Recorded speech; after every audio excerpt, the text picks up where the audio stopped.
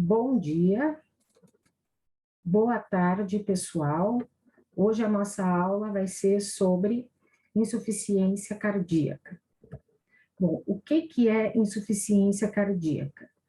Em outras palavras, né, a insuficiência cardíaca, o que ela significa? O coração, ele perde a capacidade de bombear, quer dizer, de manter o débito cardíaco para que todos os tecidos do organismo recebam o sangue, suprimentos e oxigênio. Então, assim, o que acontece é uma inabilidade dos ventrículos de encherem, né, durante a diástole e esvaziarem adequadamente durante a sístole, tá? Ele perde essa capacidade. Então, ele não consegue mais bombear. Só que existe uma outra condição, em que ele consegue bombear, mas faz isso com altas pressões de enchimento, que é uma outra condição. A gente sabe que a insuficiência cardíaca é uma condição progressiva, insidiosa, geralmente a gente diz que é crônica, tá? Mas também existem condições em que se instala de uma forma aguda. Bom, ela aparece mais em pessoas idosas, enfim. Dentre os fatores etiológicos, a gente pode citar cardiopatia isquêmica crônica, hipertensão arterial sistêmica, diabetes mellitus, etilismo. Doença de Chagas, pode haver também pacientes que têm depósitos de amiloide, que são depósitos proteicos no coração, ou pacientes que têm fibrose miocárdica, tá? Além de hipertireoidismo, anemia, que também podem ser condições que causem uma insuficiência cardíaca de desenvolvimento crônico. Mas, por outro lado, existe também uma insuficiência cardíaca que pode se instalar de forma súbita. E isso acontece quando existe um estresse hemodinâmico agudo, como a gente diz. Por exemplo, paciente que teve um infarto agudo do miocárdio, em que ficou comprometido uma grande área do coração, tá? Ele pode desenvolver insuficiência cardíaca com edema agudo de pulmão. Acontece muitas vezes, tá? Também na disfunção valvar aguda, ou quando existe uma sobrecarga líquida. Peso médio do coração. Por que é importante? Porque uma das características, tá, que existe na insuficiência cardíaca é a cardiomegalia, que é o aumento do coração que a gente visualiza através de raio-x. O peso médio é de 250 a 300 gramas para mulheres, 300 a 350 para homens. E esse peso vai aumentar, tá? Tanto pelo seu mecanismo e o seu esforço para poder bombear, né? Tem os mecanismos compensatórios, acaba acontecendo ou dilatação ou hipertrofia da musculatura do miocárdio, e com isso ele vai aumentar o tamanho e, consequentemente, aumenta o peso. Bom, o coração ele é composto por endocárdio, miocárdio, epicárdio. Epicárdio é a camada visceral do pericárdio, e o pericárdio ainda tem a camada parietal. Entre a camada visceral e parietal existe,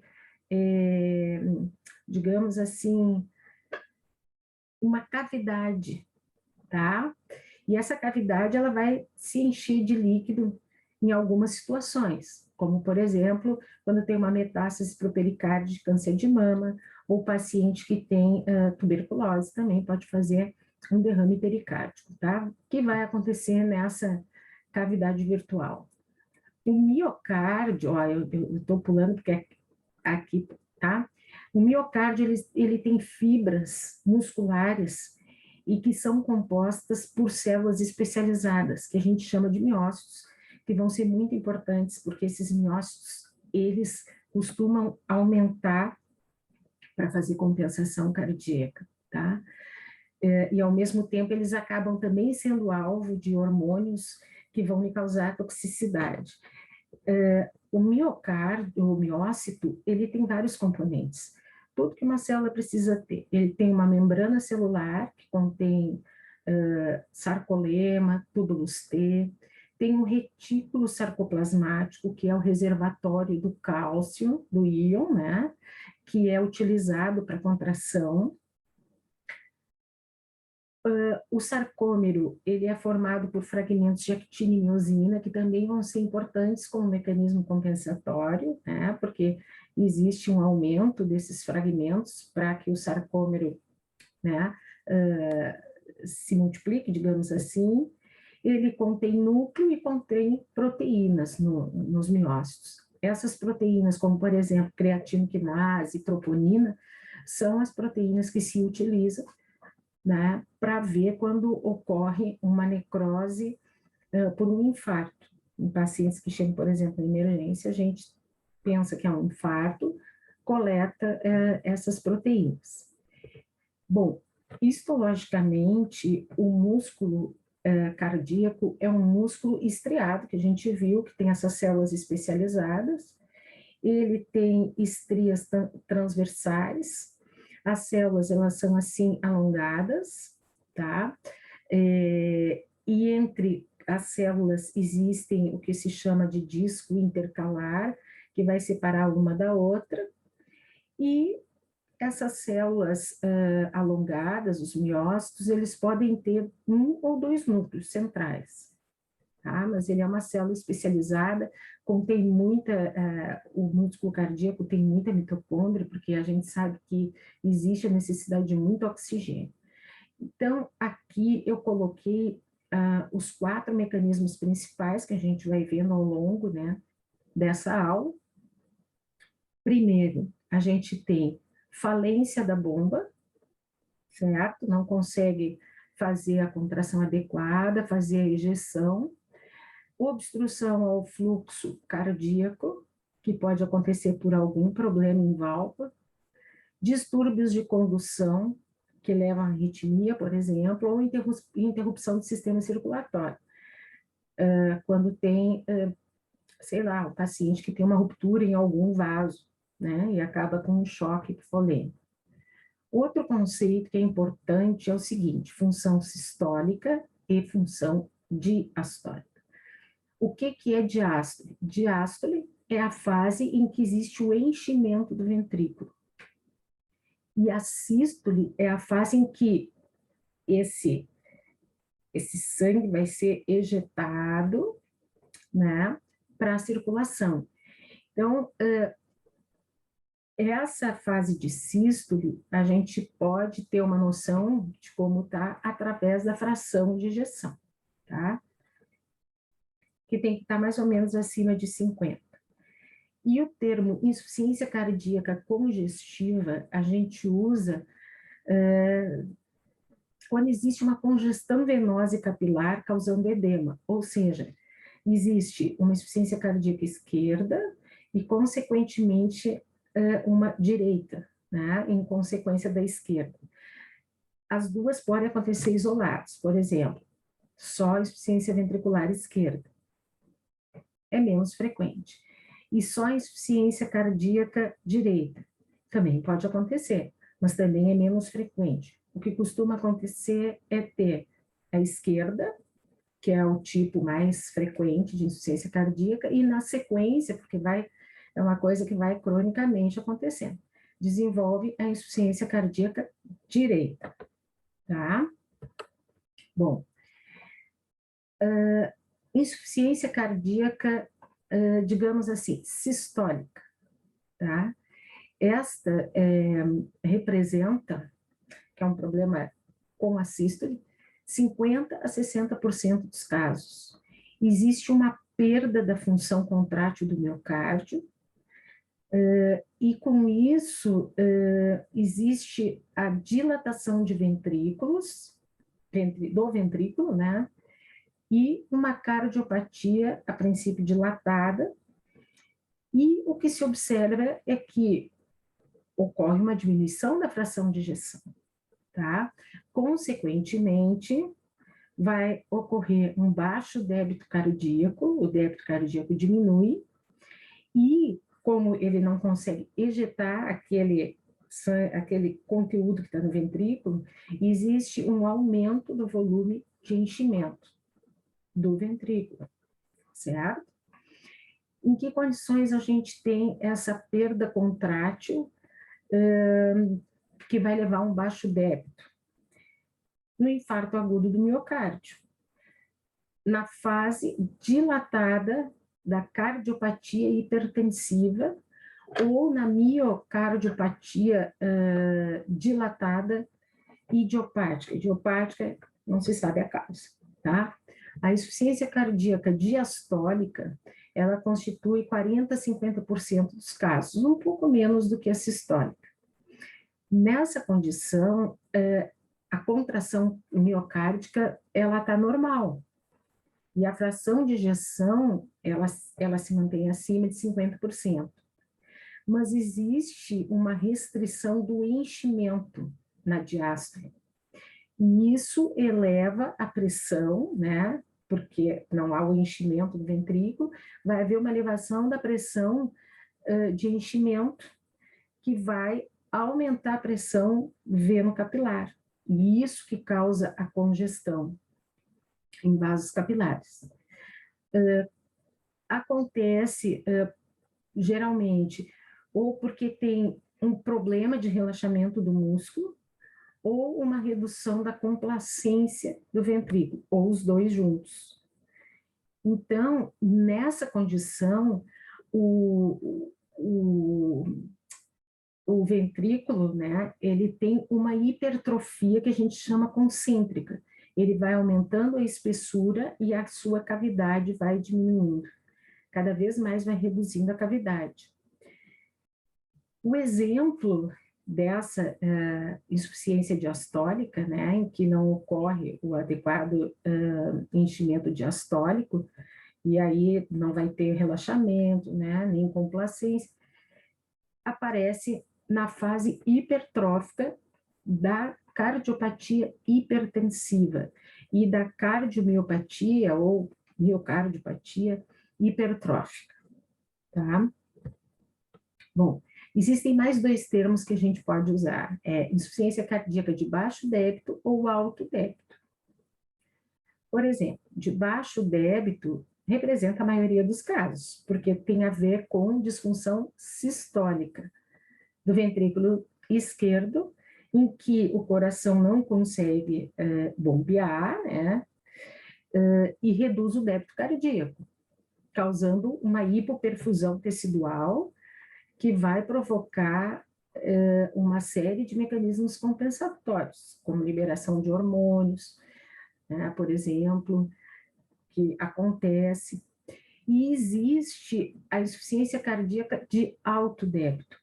É a que ocorre em condições que exigem que o coração trabalhe mais, em que haja uma demanda metabólica muito grande, como no hipertireoidismo ou na anemia grave, que tem o teor de oxigênio é muito baixo. Tá? Ou então, quando existe uma fístula arteriovenosa, uma comunicação arteriovenosa. Essas condições vão ser de alto débito, porque o coração ele vai ter que trabalhar mais para conseguir fazer com que ocorra uma demanda satisfatória.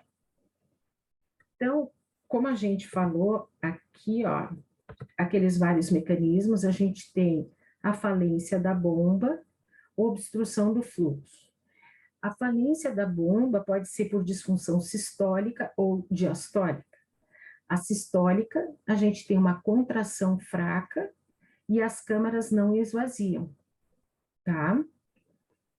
Então, a fração de ejeção vai ser mais baixa.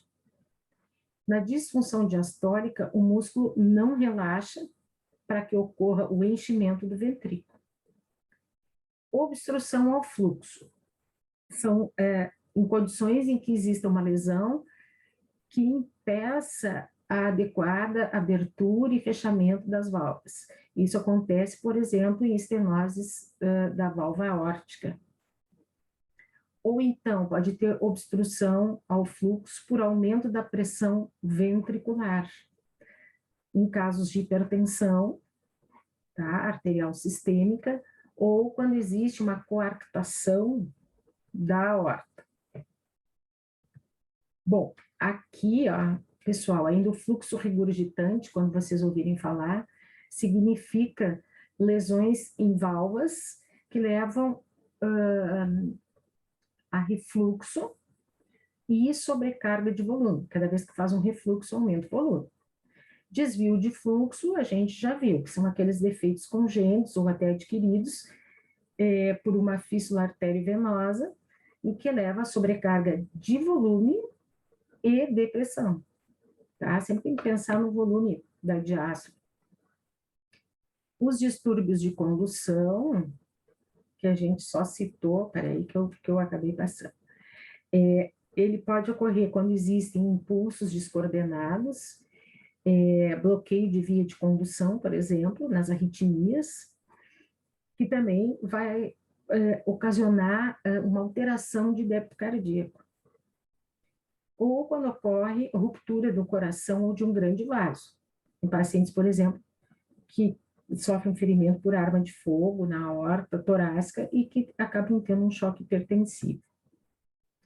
Bom, aí a gente vai ter que falar no seguinte, bom, o coração de um paciente com insuficiência cardíaca congestiva, ele não consegue manter a demanda, certo? Ou porque ele não consegue ejetar, ou porque existe um problema na diástole e aumenta, então, e ele vai ter que fazer sob alta pressão né, o seu mecanismo de contração. Existem alguns mecanismos homeostáticos, mas a gente sempre tem que ter ideia do seguinte, esses mecanismos compensatórios, eles compensam até ali, mas existe um ponto a partir do qual existe a descompensação, tá? Por quê? Porque todos esses mecanismos exigem oxigênio, porque lá pelas tantas existe apoptose de miócito, tá? Mas a gente vai ver os principais aqui. Então, existe o mecanismo de Frank-Starling, tá?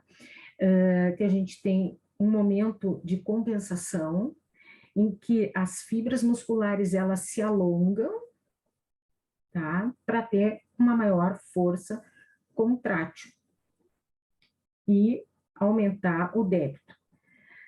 Isso acontece, como a gente tinha falado, né? Porque a gente tem aquelas fibras de actina e miosina que vão se depositando e que são muito importantes.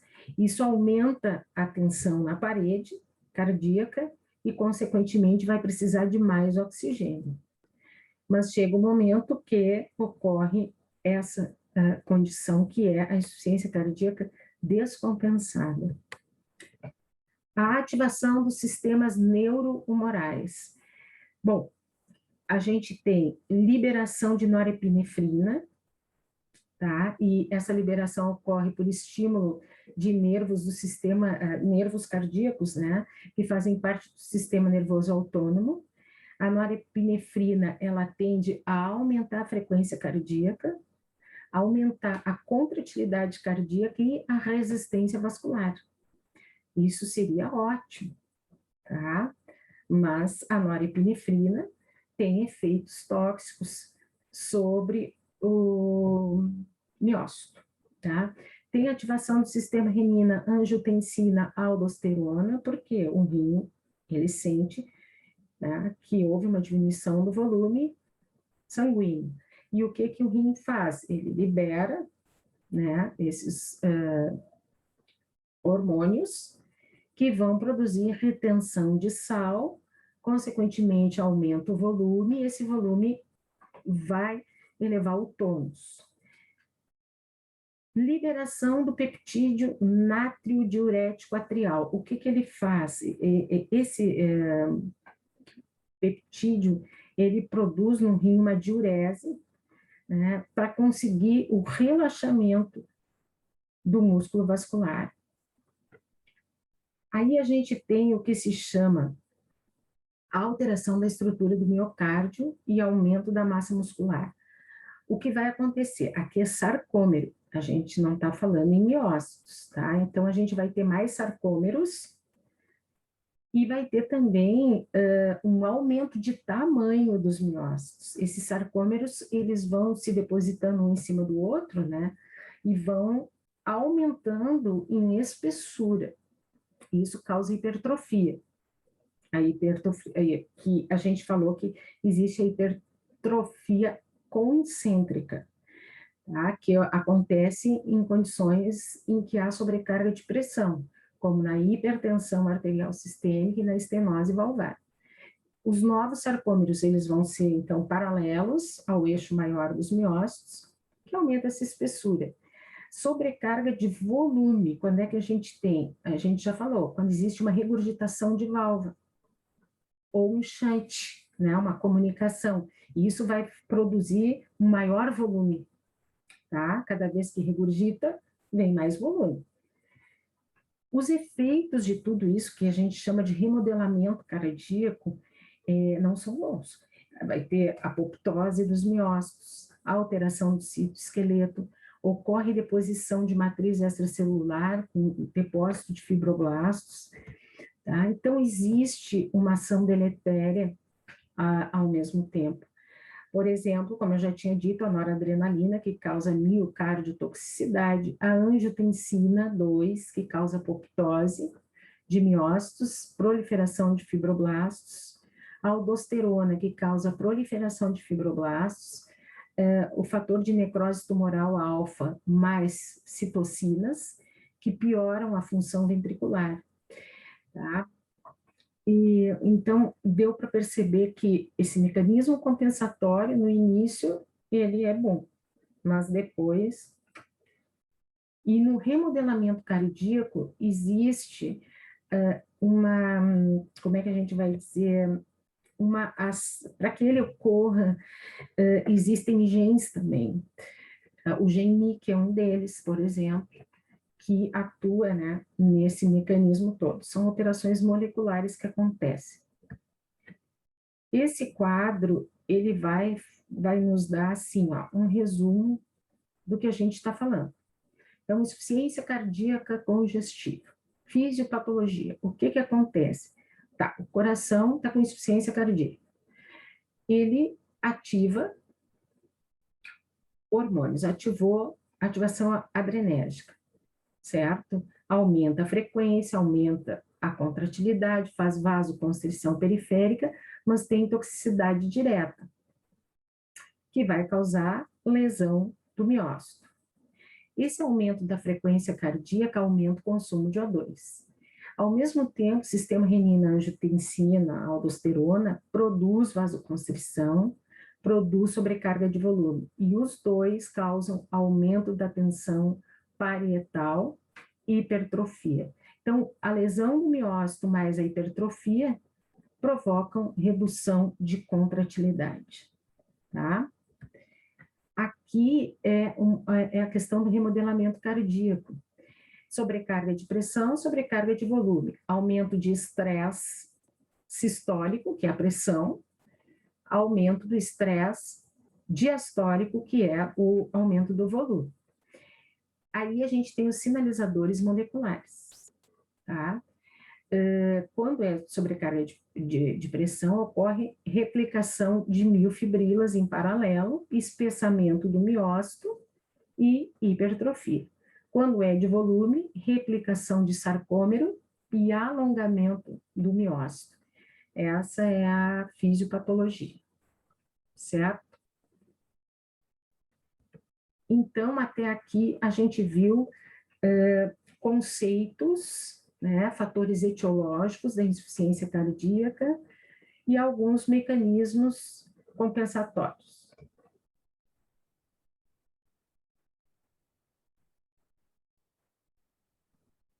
Certo, pessoal? E aí, agora, né, na outra parte, nós vamos ver insuficiência cardíaca esquerda e direita.